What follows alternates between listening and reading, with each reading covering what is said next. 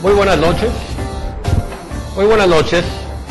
Antes que nada, agradecer a todos nuestros radioescuchas y televidentes, a nuestros amigos que nos hacen el favor de seguirnos en sus hogares, que estén nuevamente con nosotros. Queremos hoy, muy especialmente, felicitar primero a los amigos que están aquí, a Octavio, a Baltasar, ¿sí? Y pues a ustedes, felicitarlos por este día, el día de San Valentín, el día del amor y la amistad. Muchas gracias de veras por este día estar aquí también con nosotros. Y bueno, vamos a tocar varios temas el día de hoy, temas muy interesantes. Vamos a iniciar con temas mundiales e internacionales, o sea, las problemáticas que se están dando, que finalmente afectan también a México, afectan a Guerrero, afectan a Acapulco, y vamos a iniciar con el tema de la problemática que está dando en Grecia. Y para eso Baltasar Hernández tenía algunas aportaciones muy interesantes. Muchas gracias, Enrique, Octavio, un placer como siempre estar con ustedes. Gracias por sintonizarnos otra vez en este martes. Y es muy importante, y arrancamos ahora de una situación internacional, pues evidentemente Grecia, que pertenece a una comunidad europea, el primer mundo, dicen muchos economistas, está enfrentando problemas sociales derivados de un mal manejo económico por parte de la élite política, financiera y económica de ese país. País que no es peccata minuta, no es una cuestión que valga poco, es la cuna de la cultura helénica, los griegos, parte de nuestro idioma forma parte de Grecia y de Roma, y obviamente es inconcebible que en un tercer milenio pues veamos imágenes de una sublevación social que no se parece en nada a la que ocurrió y sigue haciéndolo en buena parte de África, como por ejemplo Egipto, Libia, sino que se da en pleno Mediterráneo, en la comunidad europea, y los griegos, dicen algunos, más de 10,000, salieron a las calles recientemente, aun cuando ya la clase hegemónica, el nuevo gobierno en Grecia, pactó el pago del 70% de un préstamo enorme que hicieron muchos países de la comunidad europea para solventar los problemas de la crisis económica que vive Grecia. Y vemos que una sociedad civil, a lo mejor sin manos externas, está repudiando las negociaciones de su gobierno, que pone primeramente en el pedestal de todos la seguridad para que sigan apoyándolo los otros miembros de la comunidad europea. Y entonces hay un 30% de recorte del salario de los griegos, y obviamente esto va y pega en el bolsillo de los griegos, y hay esta sublevación. Y quiero recordar un poco, Enrique, Octavio, que nos hemos puesto a pensar por qué la gente no se subleva, ¿no? ¿Por qué en Brasil mucho tiempo, en México, en otros países de Centroamérica y de Asia, por qué la gente no se subleva? Decía Carlos Marx, no de la manera ideologizada que se maneja, sino desde el punto de vista cientista social, que lo fue, de que el Estado mexicano, el Estado de todos los países que hoy conocemos, tienen dos fuentes de control: los aparatos represivos y los aparatos ideológicos. Los aparatos represivos, las instituciones del gobierno que se encargan, como el ejército, la marina, los paramilitares, las policías, de tener en control y la ejecución de las leyes y parar cualquier tipo de pronunciamiento violento que tengan algunos sectores de la sociedad. Pero lo importante es los aparatos ideológicos, que hay una cultura en donde no se ve, pero que está incrustada desde la niñez hasta la edad adulta, y por eso se requiere el establishment para que nadie se subleve.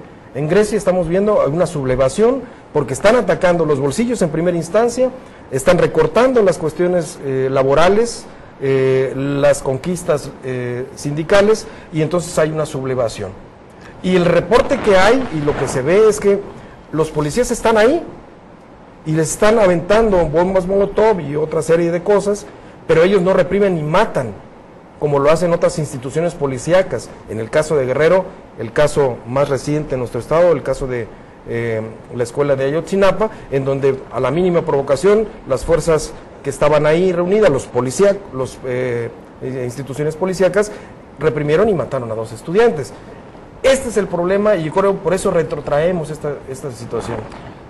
¿Qué consideras que se puede hacer con Grecia? ¿Tú crees que tenían otras alternativas que asumir el ajuste y para poder tener los créditos necesarios para seguir sobreviviendo? Yo creo que el neoliberalismo es uno. La globalización no le da margen de maniobra a los gobiernos. Lo mismo Lula estuvo en el riel de la globalización con un proyecto un poco más socializado, pero que la globalización es eso. Globalizar todos los términos económicos, políticos y sociales y encaminarlos hacia la eficacia de la economía. Entonces, no hay mucho margen de maniobra para los gobiernos, pero ahí está estallando algo que se convierte en algo peligroso. El verdadero problema ahí es que si Grecia no acepta ese ajuste económico que tendría que darse, ¿verdad?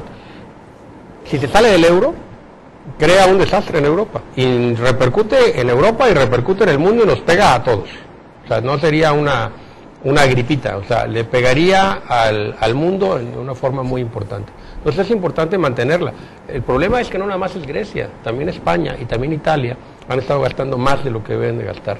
Y fíjate que esto es bien importante aterrizarlo a México. La importancia que tiene, y aquí nuestro amigo Octavio, que es un gran economista, nos lo puede ayudar a reforzar, de tener reservas internacionales sólidas, de tener reservas internacionales que pueden en un momento de ocuparse para cualquier contingencia, cosa que México ha logrado tener afortunadamente. Tenemos muchísimos problemas, cierto, pero tenemos ya casi 150,000 millones de dólares que están ahí y que están prestos para cualquier tipo de, cualquier contingencia. O sea, nuestro gasto ha sido un gasto finalmente razonable. Tan grave es, Octavio, disculpa que Obama ya está. Obama está preocupado, el gobierno de Estados Unidos está muy preocupado. Claro, no va a intervenir porque no se va a meter con una comunidad europea, ni en el pleno corazón del Mediterráneo, pero es un problema de orden mundial ya. No, claro. El problema que tiene la globalización hay que verlo como una de sus ventajas, y una de sus evidentes desventajas es que lo que ocurra en un rincón, en el rincón más apartado del planeta, tiene repercusiones en todo el tablero de ajedrez. Entonces es cierto lo que dice Enrique de Grecia. Cuando se formó la Comunidad Europea, la Comunidad Económica Europea, y se firmó el Tratado de Libre Comercio entre ellos, entre los miembros de la comunidad, tanto Grecia como España y Portugal, no Italia, porque no era el caso en ese tiempo, introdujeron una cláusula de nación menos favorecida. Sí. Es decir, como no tengo el desarrollo que tiene Alemania, Francia y otros estados de la comunidad, entonces debo tener una serie de ayudas, un conjunto de ayudas para nivelarme y poder alcanzar o emparejar un poquito la situación tan desnivelada que tengo, y así sí entro a la Comunidad Económica Europea. Lo hicieron, y al parecer la única nación que logró, a través del turismo, por cierto, logró emparejarse con las otras economías, fue España. Y bueno, hay que ver dónde está el sistema financiero español, ¿no? Aquí se tragó Santander a Banca Serfín en México, y se tragó Bilbao Vizcaya a Bancomer, a todos los más poderosos grupos financieros mexicanos. Entonces España resolvió su problema, con gran talento, con unidad nacional y sobre todo con democracia, con una alternancia que va de la izquierda a la derecha, al centro. Ese fue el remedio. En Grecia hubo un manejo discrecional, hubo mucho populismo de algunos gobiernos, y me estaban comentando ahorita, Enrique, que hay carros de la burocracia, autos de la burocracia política que tienen 20 choferes y los 20 cobran. Se dio un caso parecido en algunas universidades. Yo recuerdo el caso de la Universidad de Puebla cuando era estudiante y revisamos el contrato colectivo de trabajo. Entonces el hospital universitario, que tiene 5 pisos, tenía 120 jefes de piso, cuando lo que podía tener era 15, pues 5 por 3 turnos. Dice, bueno, es que jefe de piso se hizo después una categoría laboral, es decir, aunque no fuera jefe de piso, tu categoría era jefe de piso. Ya nadie quiere barrer, ¿no? Podían coincidir 5 médicos en el mismo piso, siendo todos jefes de piso. Jefes de piso. Entonces, eso se dio en Grecia, hubo una explosión de la burocracia, no hicieron bien la tarea. Tú preguntabas, y hay modo de contestarte rápidamente, Baltasar Hernández Gómez, ¿por qué Brasil no? ¿Por qué México no? Bueno, no pongo el caso de México, pero Brasil es una potencia industrial intermedia. Se habla hoy de un grupo emergente de naciones que van recio para arriba, que es Brasil, Rusia, Islandia y China. ¿Sí? Entonces es el grupo BRIC, ¿sí? Más la India. Entonces es un gobierno, es una nación que resolvió sus problemas, primer exportador de aeronáutica, no tiene pobreza, lanzó su política de hambre cero, Lula le dio resultado y finalmente logró ser una potencia industrial intermedia, algo que se propuso desde el famoso Plan Cruzado de 1980. Bien. Bueno, casi hemos consumido todo el primer bloque, nada más tocando el tema de Grecia, y hay otro tema internacional muy importante que creo que vamos a dejarlo para el siguiente bloque, que es Venezuela. En Venezuela hubo elecciones primarias, ¿verdad?, de la oposición, y han elegido al candidato que va a contender contra el sempiterno Hugo Chávez, que parece que quiere eternizarse en el poder. Ya hay un candidato, Enrique Capriles, y bueno, creo que va a ser muy interesante el proceso electoral de octubre allá en nuestra querida Venezuela. Con eso nos vamos al siguiente bloque y por favor, no le cambie de canal.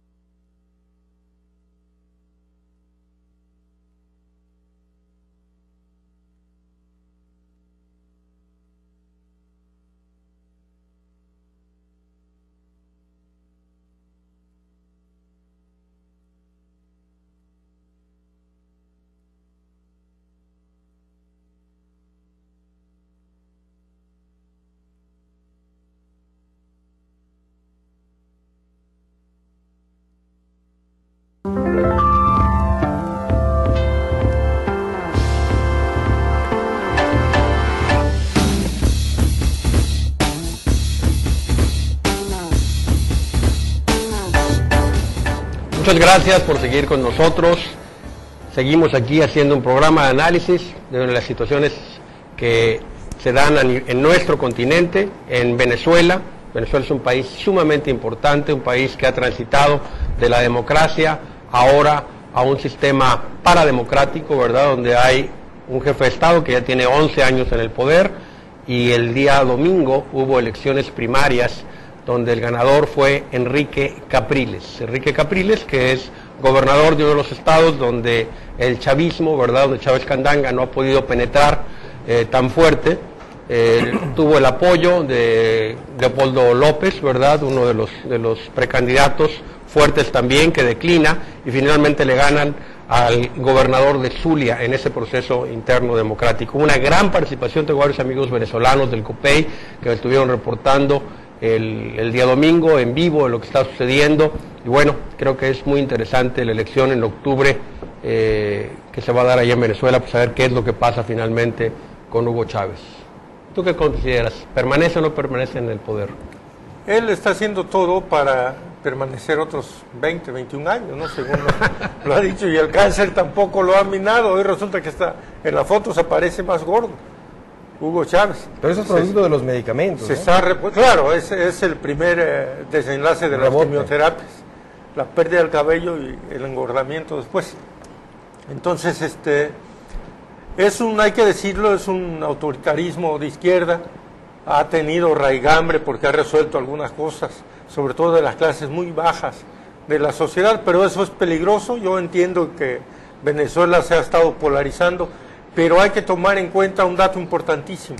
Cuando ha perdido, aunque sea por un voto, ha reconocido. Igual que Pinochet.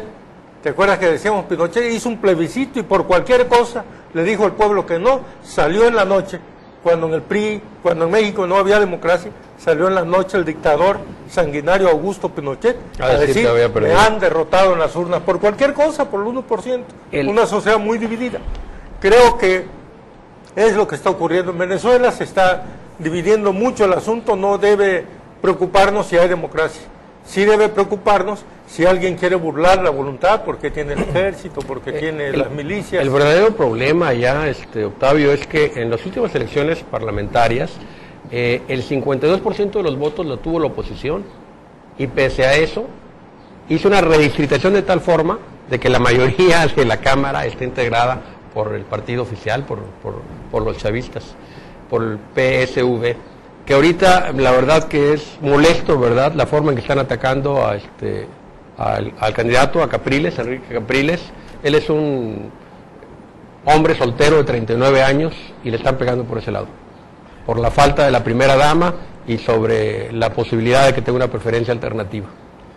Iniciabas, Enrique, Octavio, querido auditorio. Venezuela, aparte de la importancia que tiene con respecto a que es un gran productor de petróleo, es estratégico Venezuela, pues ha transitado también no solamente de la democracia a una, como tú dices, semidemocracia, populismo, le dicen algunos, socialismo que todavía no despeja algunos claroscuros, pero también ha transitado desde dictaduras militaristas. ¿Sí? Entonces, obviamente, acuérdense, Chávez da una intentona de ataque, es decir, es militar de carrera, sí, y hoy está infundido por ideas de corte socialistas, tiene muchas ligas con Fidel Castro de Cuba, y obviamente yo creo que se ha convertido por parte de los Estados Unidos y sus satélites en una especie de monstruo, en un evil, en un diablito muy preocupante, porque no está fluyendo como debe de ser las cuestiones del petróleo a nivel internacional, que va haciendo fluctuaciones también en los precios y en las maneras en cómo se distribuye el oro negro, ¿no? Pero no ha sido nada más petróleo, nacionalizó Cemex, por ejemplo, que es una empresa mexicana, la nacionaliza, los pega directamente a nosotros. No es defender a Chávez, ¿no? Mucho menos. Lo que sí trato de decir es que en este populismo sui generis que tiene Chávez en Venezuela, ahora pelón, gordo por las cuestiones del cáncer y de las secuelas de las quimios que está recibiendo y los medicamentos también, pues obviamente no se está apegando a los lineamientos marcados, sobre todo por Estados Unidos de Norteamérica, porque si fuera un populista como Andrés Pérez, acuérdense de él muchos años en la propia Venezuela, pues estuviera en paz. El propio exmandatario egipcio, ¿no? El que José Mubarak, acaban de destronar, digamos. Sí, estuvo 30 años y lo toleraron. En el lineamiento de los Estados Unidos, no importaba si era una dictadura disfrazada, o si era un populismo, si era algún tipo de régimen intermedio, como Chávez, Hugo Chávez, para hablar con todo y nombre, no se ha apegado a ese guión que él llama imperialismo, y que el propio Fidel Castro desde los 70s lo ha llamado así, o antes, desde los 60s, pues obviamente todas las baterías de la democracia globalizada que tenemos a Estados Unidos, sobre todo, siendo el juez y parte en todo el mundo, pues obviamente lo han convertido en un monstruo, tan monstruo que aquí en México al propio Andrés Manuel López Obrador lo han querido comparar, y fue una de las cuestiones que más pegó en términos mercadológicos cuando su campaña de 2006. Yo creo que en ese sentido, estas elecciones que están marcando Enrique Capriles va a ser un elemento que va a jugar mucho peso, sobre todo porque el populismo ya empieza a hacer secuelas dentro del mismo sector chavista. Entonces creo que va a haber una competencia, y esta situación de que él cree y está seguro que va a vencer el cáncer, a nadie se le sea mal, él cree que lo va a superar, también cree que se va a hacer otros 20, 25 años, va a seguir siendo el número uno en Venezuela, y eso es lo peligroso, ¿no? Claro. De hecho, ya arregló la Constitución para que así ocurra. Puede permanecer. Puede permanecer. Es una elección ilimitada la que tiene abierta, nada le falta que sea constitucional su permanencia absoluta, así tipo el Bester Gordillo, y dejarlo ahí hasta que se muera, ¿no? Entonces, hay que ver que ese antiimperialismo de Chávez y sobre todo la fobia que le tienen algunos sectores de Gringolandia está bien ganada. O sea, él no ha tenido mano izquierda, llamó estúpido a George Bush, burro, loco, bueno, de todo. Pero mira, eso es, por cosas menores hubieran invadido un Al país rey de en Asia, España. los Al rey de gringos, España, ¿no? El rey de España lo cayó. No, el rey de España lo cayó él. Lo cayó después. El rey de Después España se lo hicieron cayó él. grandes amigos, Sí. son cuates ahora. Sí. Tiene suerte Chávez, el pelón tiene suerte, pero sí, mira, el populismo le llaman populismo por no llamarlo de otro modo, porque pepena cosas de aquí y de allá, él no es un teórico, es un militar. Es un teniente coronel. Que a todos se les olvida. Sí, entonces, pero teniente coronel de allá, que equivale a sargento de aquí, digamos. Su preparación, sí. Sí, Bueno, el ejército sí, mexicano su está más preparación preparado. deja mucho que desear. Entonces, Él era un hombre que él no es académico, No. es un soldado común y corriente, tiene el grado de teniente coronel. Y entonces se ha ganado también esa fama, se la ha ganado más, digamos, por los medios que ha usado para enfrentar a lo que él llama el imperialismo, que es una categoría analítica, no es una ocurrencia. Claro. El imperialismo es una Claro. categoría, es como la globalización, Surgida. como el capitalismo, como muchas cosas. Surgida en los 60s, ¿no? Como una categoría social, ¿no? mencionabas algo, Baltasar, interesante, de la comparación que se hizo en 2006 entre Chávez y López Obrador. Y se vuelve a dar, porque se le sigue señalando, obviamente, se le compara, ¿verdad?, a López Obrador con Hugo Chávez, e incluso con Hitler, e incluso con Mussolini, y él ya dijo claramente que no acepta ese tipo de comparativos. Es que es descabellado andar poniendo barras de identificadoras a los políticos, a la gente que se dedica a la política. Yo creo que es exagerado por parte de los opositores a Andrés Manuel López Obrador confundirlo con dictadores, con fascistas, con el Führer alemán Adolfo Hitler y ahora con Hugo Chávez. Es descabellado, no tiene proporción. Vamos allá. Y ya está superado. Yo creo que los acercamientos que ha tenido el propio Andrés Manuel López Obrador con los empresarios ahora en este nuevo ejercicio democrático del 2011 y 2012, bueno, pues ya se le ha quitado un poco esta situación de etiquetas, ¿no? Lo que hay que evitar es que en Venezuela a Enrique Capriles le hagan una campaña similar, que digan que es un peligro para Venezuela. Eso no hay que permitirlo por su situación de soltería, por su situación que pudiera tener un gusto alternativo sexual. Bueno, eso está superado. No es de un hombre de izquierda, si Chávez se dice de izquierda, de recurrir a este tipo de artimañas para detener a un opositor que puede ganarle en la competencia. Así es. Eso es lo que hay que evitar incluso desde lejos. Yo Desde creo que México hay que evitar un linchamiento. Eso no va a caminar. Fíjate, yo quiero reconocer, ¿verdad?, que en la campaña de Demetrio Sodi contra Marcelo Ebrard, ¿sí?, el Partido Acción Nacional, algunos panistas, analizaron la posibilidad de pegarle a Marcelo en ese tema, ¿sí?, y se hizo una encuesta, y se hizo foros de opinión, y se hizo un análisis, y no solamente no pegaba, sino en la Ciudad de México era totalmente perjudicial para el PAN sacar un tema de ataque de esa naturaleza. O sea, a la gente en el Distrito Federal no le interesaba si tuviera una preferencia sexual alternativa a Marcelo Ebrard o no. Claro, es rebajar la política. O sea, la política debe ser de ideas, debe ser de propuestas, de proyectos, de programas, ni siquiera de personas. Así es, yo creo que si te gusta la nieve de limón y a otro le gusta la de vainilla, es su problema personal, es privado, esto es un área pública y hay que evaluar a las gentes de Ahora imagínate si eso prosperara, ¿qué iría a ser de nosotros? Los feos. Nunca los feos, los grandotes, los prietos, los güeros, los enanitos, los que tenemos gustos distintos. No festejaríamos el amor de la amistad de la misma manera. Bueno, ha sido interesante este bloque, y para continuar en el próximo tercer bloque vamos a tocar un tema que ustedes no se lo esperan, que es fútbol, soccer. Vamos a hablar aquí un poquito de fútbol y también de discriminación. Desde otro punto de vista. Claro, desde otro punto de vista. No le cambie. Se me olvidó, lo hubiéramos metido.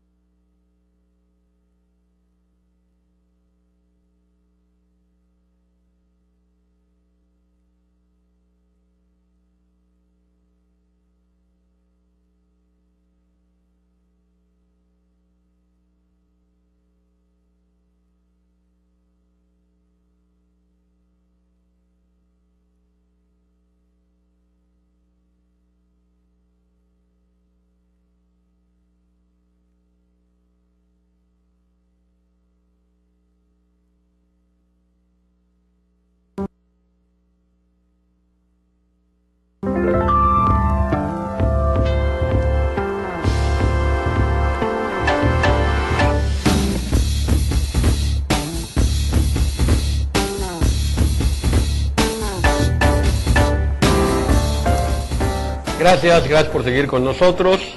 Vamos a hablar un poquito, pues no de fútbol, soccer, la verdad, porque por lo menos yo solamente soy un fanático de fútbol, soccer. Yo veo 4 partidos de fútbol, soccer a veces, cada 4 años, que son los de la selección mexicana. Ahora, como hay varias selecciones mexicanas que son televisados los programas, pues he estado viendo más juegos, ¿no? Pero hay un hecho que me llamó mucho la atención en el fútbol europeo, ¿verdad? Un jugador de Liverpool, uruguayo, Luis Suárez, en el momento de pasar a saludar, ya que los equipos se saludan, ¿verdad?, mutuamente antes de empezar el juego, se brinca a otro jugador del Manchester United, un jugador franco-senegalés, ¿verdad?, que es un jugador de color, y no lo saluda.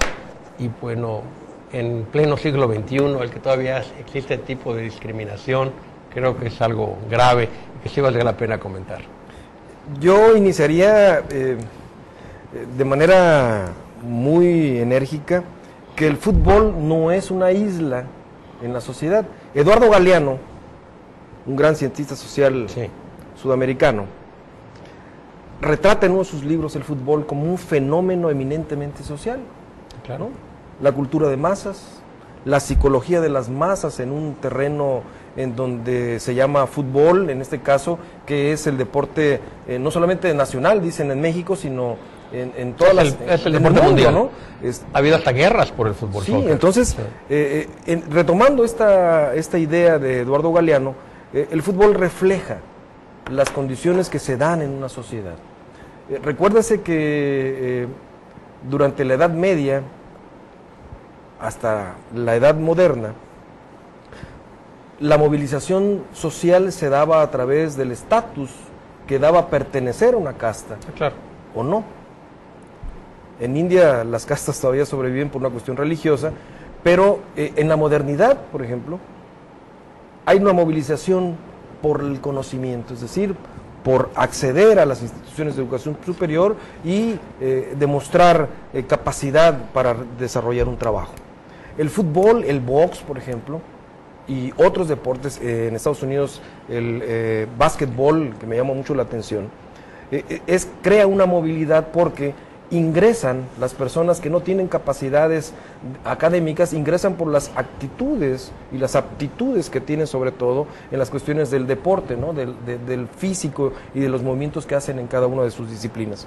En ese sentido, el fútbol refleja, no solamente en México, sino en el mundo, problemas sociales como los hooligans en la Gran Bretaña, como las barras y la perrada en Argentina, como lo que se ha visto poco, afortunadamente, en México, pero que reflejan esa situación de la psicología de las masas con respecto a los problemas internos de un país. Esto que estás diciendo y que vimos de no saludar a un jugador afro, en este caso senegalés, refleja esta situación que se vive y no se dice. Tercer milenio y seguimos siendo los mestizos, este paraguayo mestizo, uruguayo, mestizo, sí, a un africano. Es decir, es una barbarie, verdaderamente. Mira, lo grave una grosería. Es que esto venía de antes. En octubre de 2011, durante el partido de fútbol entre Manchester United y Liverpool, él estuvo emitiendo algunos insultos hacia él, y los insultos eran respecto a su color. Entonces él lo denuncia y fue sancionado con una multa de más de $60,000 y dejó de jugar 8 partidos. Entonces parece que no entendió la lección. Bueno, ya la entendió después porque ya pidió disculpas. Es lo que ibas a decir, ¿no? Pero no solo no ha entendido la lección, tampoco conoce la historia de Uruguay. El campeonato del mundo que se jugó, creo que en 54, por ahí, cuando el Maracanazo, ¿sí? Lo ganó Uruguay. Lo ganó 6 meses después de tener la primera huelga de futbolistas, encabezadas por un jugador que se llamaba Amador, no recuerdo su nombre. Porque no dejaban jugar a la gente. Sí, al que no dejaban jugar por ser albañil. Entró, los llevó al campeonato del mundo y en el Maracaná derrotó a Brasil, al gran favorito. Y él marcó el gol de diferencia. No, fue 4-2. Pero la sociedad uruguaya le pagó con nada. Él regresó a hacer casas como albañil. A Uruguay, lo que nos habla de una sociedad muy conservadora y estratificada. Así le pagó también la sociedad norteamericana a Jesse Owens cuando humilló a Adolfo Hitler en la Olimpiada, aquella famosa, 1936. en el 36, al romper la barrera de los 10 segundos en los 100 metros planos y llevarse otras 4 o 5 medallas de oro. Fue la gran humillación para Hitler. Ahí también en esa Olimpiada, Joy Louis derrotó a Max Weber, también frente al Führer, lo hizo caer 4 veces en el segundo round y le ganó un negro a un blanco cuando él estaba promoviendo ideas estúpidas acerca de la superioridad de nosotros, los blancos. Yo por eso no puedo ver a algunos políticos guerrerenses, desde que Chavalala nos metió el gol allá en Sudáfrica, no los puedo ver, digo, estos negros que hacen aquí deberían irse con Chavalala allá a jugar fútbol. Hay algunos que no los puedes ver si está oscura, tienes que prender la luz. Pero lo bárbaro es esto, que debemos establecer que no hay pureza de razas, ni purezas ideológicas, ni purezas de ninguna parte. No hay castillos de la pureza tampoco. Nosotros, por ejemplo, y retrotraemos esto importante del fútbol que decías, Enrique, a la entrada de este tercer bloque, de que evidentemente un pueblo mestizo como nosotros hacemos mofa de los indígenas, mucha discriminación hacemos mofa de los negros, hacemos mofa de los discapacitados, hacemos mofa y al platanito de los feos también. También cuando hace una mofa, son tan feos algunos. Cuando hizo el platanito, este payaso de la televisión que hace mofa, entonces sí, toda la caballería se le va en contra, ¿no? Cuando en la cultura y en la subcultura esta que se vive, así es, existe una gran discriminación y un gran odio racista entre nosotros mismos. Esta prueba del fútbol de un uruguayo no saludar al senegalés, obviamente es el reflejo y la vitrina de lo que en muchas partes del mundo estamos viviendo, ¿no? Quiero mencionar un punto. Hubo la opinión de cierto bloque, ¿verdad?, que decían que tenían finalmente razón al no saludarlo porque estaba molesto por la acusación que había sido, que había sufrido, pues, en octubre, ¿no? Ese es el problema. Y la multa. Entonces, que él estaba molesto con él. Que lo que finalmente queda, lo de la cancha se queda en la cancha. Yo no estoy de acuerdo. Un profesional, Enrique, un profesional en el área de fútbol y en cualquier área. En cualquier área. ¿No? Es, antes que todo, es un profesional. Y debió haber entendido la lección. Puedes pensar en hacer lo que tú quieras en lo privado, pero en lo público debiste haberle dado una cachetada blanca. Dicen algunos comentaristas de fútbol que coincido en ese sentido. De hecho, probablemente se vaya al fútbol español, ya están pensando. Y la otra, en este juego de marketing de muchos precandidatos o suspirantes, en el caso de Guerrero, que aparecen en los cabús de los camiones urbanos, dicen, Sofío Ramírez, este tiene cara de indígena. Sebastián de la Rosa es el zorrillo que tiene cara de indígena. Pues todos tenemos cara de mestizos y de indígenas porque no somos puros, ¿no? ¿Sabes qué es lo grave, Baltasar? Que es algo que yo he visto una constante en casi todos los anuncios, los comerciales, se blanquean. O sea, tratan de parecer más blancos en la fotografía, en el Photoshop. Y esto no es real. O sea, se blanquean tanto incluso que no logras identificarlos después. María Antonita Guzmán Bisairo es otra, cuando la veo yo en su fotografía, es otra mujer. Es una niña. Es una niña. Es una niña de 16 Erika años. Luz cambia de una forma sorprendente. Yo no la reconocía, la verdad. Entonces es otra forma de y de mentirle al pueblo, claro. De mentirle al pueblo, o sea, están tratando de vender algo que no son. No sé si ustedes recuerden al delegado de la Miguel Hidalgo, ¿sí? Arne van der Ruten, ex delegado pues de la Miguel Hidalgo, no recuerdo ahorita la fecha directa exactamente, pero él comentó en su Twitter, dice, el Photoshop debería ser considerado fraude electoral. Pues, y otra cosa que declaró un poco sexista, dice, si lo van a utilizar las mujeres, que lo sea para ponerse senos interesantes en la fotografía y no para quitarse las arrugas. Bueno, sí, fue un comentario muy sexista, ¿no? Pero sí lo dio. Él se pitorrea de todo el mundo, Arne. Ya no es panista, aparte. Ya renunció, desgraciadamente. Con ese nombre no podría ser panista mucho tiempo. No, es difícil de pronunciar. Entonces, resulta incómodo para muchas personas admitir lo que somos, ¿no? en política, en cultura, para evaluar una obra de arte, para evaluar a un artista, para evaluar a un cientista social, a un médico. Debemos de quitarnos esos ropajes de superioridad y otros que se autodiscriminan en el sentido de hacerse menos. Creo que en este camino debemos transitar y provocar a la gente que dejen de ir por esos caminos tan oscuros como es la discriminación. Lo que pasó en este caso del fútbol es el reflejo, pues, de lo que pasa en nuestra sociedad, que lo que no debe de pasar, pues. Todos los seres humanos definitivamente somos iguales, todos los seres humanos celebramos hoy el Día del Amor y la Amistad, y vamos a una pausa y no le cambie. Siga con nosotros aquí en Café de Nadie. Oye, casi...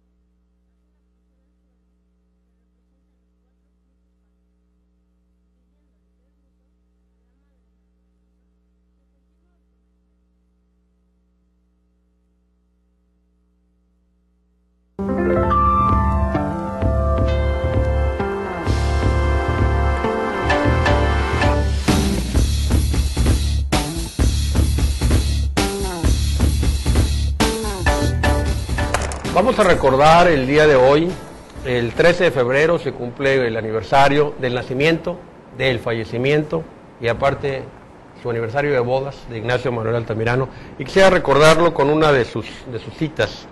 Dice: el valor es como la desnudez de la mujer, para que cause atractivo es preciso que no se muestre sino de cuando en cuando. Si sale a la luz a cada rato, pierde su mérito. Y otra también, dice: dominar la cólera tiene más mérito que batirse en duelo por no haberla dominado. Y eso lo decía alguien que participó activamente en la batalla del 5 de mayo, con machete en Puebla, y que fue uno de los triunfadores. Después sería embajador de México en Francia y luego en Italia, donde moriría en San Remo. Así es. Un día como el día de ayer. Entonces todo escogió Ignacio Manuel Altamirano para hacerlo en martes 13. Sí, ¿Fue en martes? Fueron también. 3 martes, ¿Ah, sí? hasta el de su boda, que generalmente son los fines de semana. Bueno, ayer fue el lunes 13. En martes 13, no, pero o sea, el momento que nace y que muerte. Yo sabía que era 13, pero sabía que era martes. De hecho, el 13. nacimiento y sus 2 muertes, ¿no? Porque casarse, pues es casi como... ya se acabó, ¿no? La diversión. No. Entonces, el gran indio guerrerense, hay una disputa porque el Estado de México lo reclama en su paternidad, digamos, provincial, porque Tixtla en ese tiempo formaba parte, cuando él nació, del Estado de México. Se crea el Estado de Guerrero y entonces Tixtla queda en Guerrero, igual que Ometepec, que era la salida al mar de Puebla, igual que Zihuatanejo, que era una parte del Estado de Michoacán, y se crea el Estado de Guerrero y Tixtla queda, y entonces Ignacio Manuel Altamirano es guerrerense, Así es. como Vicente Guerrero. Cuando hablábamos en el bloque anterior de la discriminación, yo creo que debemos de reforzar la imagen, pero sobre todo la obra de ese gran hombre, Ignacio Manuel Altamirano, no solamente en las escuelas y en algunas calles o callejones, ni en Tixtla, porque este hombre, indio de cepa, era un políglota, manejaba 8 o 9 idiomas, aparte del natural náhuatl. Eso es importante rescatar, un hombre congruente, exigente con él mismo, un hombre que en política siempre fue leal, institucional, que fue juarista, que aparte de ser embajador, fue diputado federal de México, es decir, un hombre con unas cualidades enormes que no se han dado. Lo más importante de Ignacio Manuel Altamirano, para mi gusto, fue un gran escritor. O sea, El Zarco, Navidad en las Montañas, sí. Uno se deleita leyéndolo. Así Yo pienso que el mejor homenaje que podemos hacer a Ignacio Manuel Altamirano es difundir su obra, hacer que los jóvenes la sigan leyendo y de esa forma apreciarlo y conocerlo. Más todavía que sus participaciones políticas, que sí fueron importantes, pero yo creo que lo que lo hace grande a él es Ignacio Manuel Altamirano, el escritor. Era un griego mexicano. Es un hombre completo, lo más completo. Es decir, tanto valor tiene su escritura como su comportamiento político e incluso personal. Era un hombre de una sola pieza, o sea, un combatiente que se batía a machete con los franceses en el Cerro de Loreto y al ratito se ponía a escribir los mejores poemas y las mejores novelas. ¿Cuál es el mérito del Zarco? Haber traído de las calles de París, de donde se desarrollaba toda la literatura de Balzac y de toda esa gente, a los cerros del estado de Morelos, a Xochimanca, Xochicalco, y tiene el Zarco, fíjate, es la única novela mexicana que tiene una palabra que a mí me gusta mucho, zaragate con Z, ¿sí? Que es perezoso, es travieso. Sí, se usa a veces en la costa. Se usa en la costa, es muy común, sí. Allá va aquel zaragate, o sea que no tiene oficio ni beneficio, ¿sí? Y lo usa él cuando, ya en la parte final, cuando Nicolás pues entrega el cadáver del Zarco, que por fin lo han matado, el sastre Nicolás, y que no se hace con el amor de Manuela, finalmente no termina bien la novela porque la desprecia. Y dice, los jueces deberían meter al bote a todos estos zaragates. Entonces, Ignacio Manuel Altamirano pertenece a la generación más brillante de políticos mexicanos encabezada por Benito Juárez. O sea, Melchor Ocampo, Benito Juárez, Lerdo Ignacio Ramírez, el Nigromante, Lerdo de Tejada, Vicente Rivapalacio. Así es. Y la consigna en ellos era ser hombres de pluma, esa era la frase, ser hombres de pluma y espada. O sea, lo mismo servir para escribir, para pensar, para hacer una gran oratoria en la tribuna del Congreso de Diputados o de Senadores, o para batirse en duelo por la patria o en duelo personal con algún zaragate. Ignacio Manuel Altamirano fue un griego mexicano, un griego, yo comparo un griego como Sócrates, como Platón y después Aristóteles. Se quitaban las túnicas, dejaban la cátedra, se convertían en guerreros, se convertían en filósofos, se convertían en hombres del pueblo griego, con todos los bemoles. No sería este programa para hablar de la democracia en Grecia y las cuestiones que hoy no podíamos comprender, pero Ignacio Manuel Altamirano fue y sigue siendo uno de los hombres más brillantes del México. Yo tenía un dicho en la Ciudad de México, cuando me criticaban en los 80s, yo estudiante de la carrera de Ciencia Política, cuando me decían, es que tú eres de Guerrero.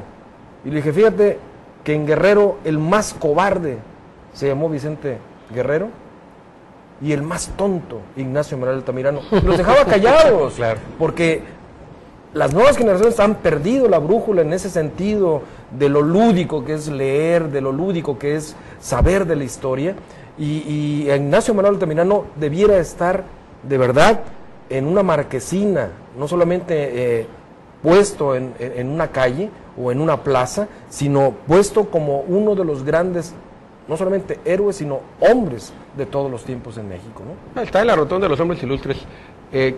Quisiera que nos comentaras de los libros que traías, porque ya tenemos poco tiempo para que termine. Yo quiero decirles, en primero, hay una revista nueva de la periodista amiga Gisa Pelayo, se llama Entre Líneas, ahí colaboro, mensualmente aparece y está en todos los puestos de revista y en donde venden todo este tipo de literatura.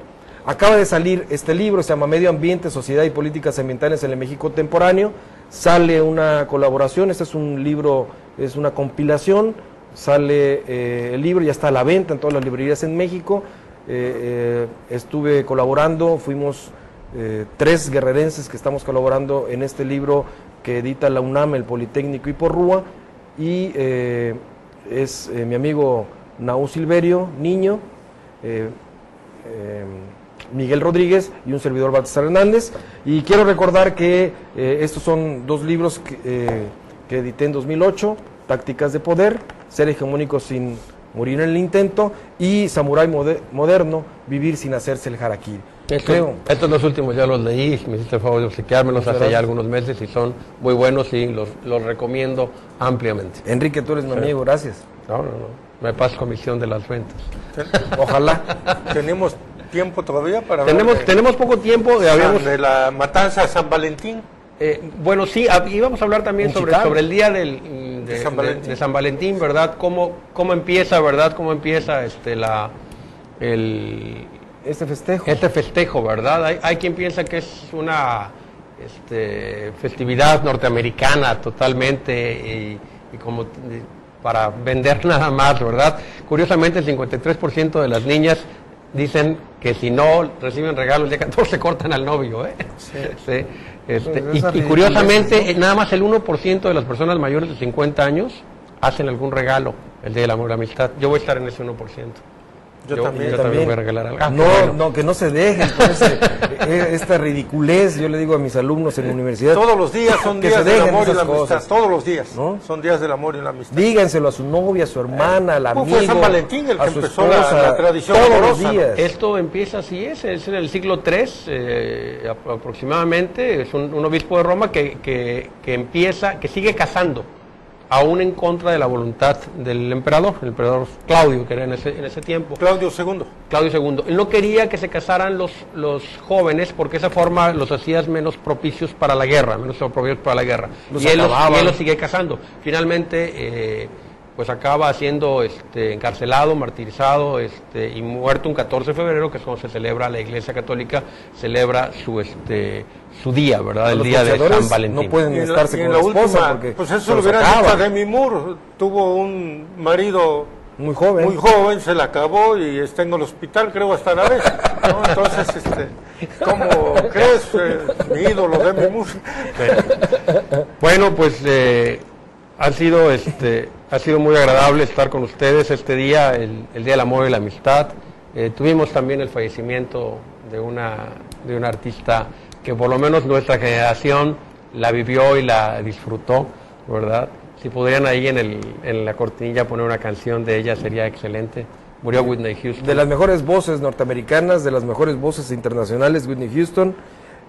Lógicamente el tren de vida, el American Way of Life y todas sus situaciones personales y familiares y con el esposo que tuvo, pues la orillaron. Siempre la culpa la tienen los esposos. La orillaron a tomar, yo creo, decisiones, aún no sabiendo las cuestiones de lo forense. Creo yo que fue su adicción, sus adicciones y sus faltas internas, pero la voz ahí está, se nos queda, muchos nos enamoramos, muchos bailamos, muchos disfrutamos y seguimos haciéndolo con esa voz preciosa de Whitney Houston. Para la próxima semana, yo pienso que podemos anunciar uno de los temas que dejamos hoy en el tintero, que es el nuevo libro de Julio Scherer. Sirve que nos da oportunidad a todos de leerlo, porque ahorita nada más lo había leído Baltasar. Yo empecé a leer algunas de las crónicas y repercusiones del libro, pero sí sería interesante leerlo y comentarlo ampliamente. De las adicciones del presidente, imagínense. Bueno, vamos a dejarlo en stand-by, ¿verdad?, para la próxima semana. Muchas gracias por haber estado con nosotros y bueno, es hora todavía, salga a pasear con la esposa, con la novia, hay tiempo, ¿verdad? Vayan a divertirse.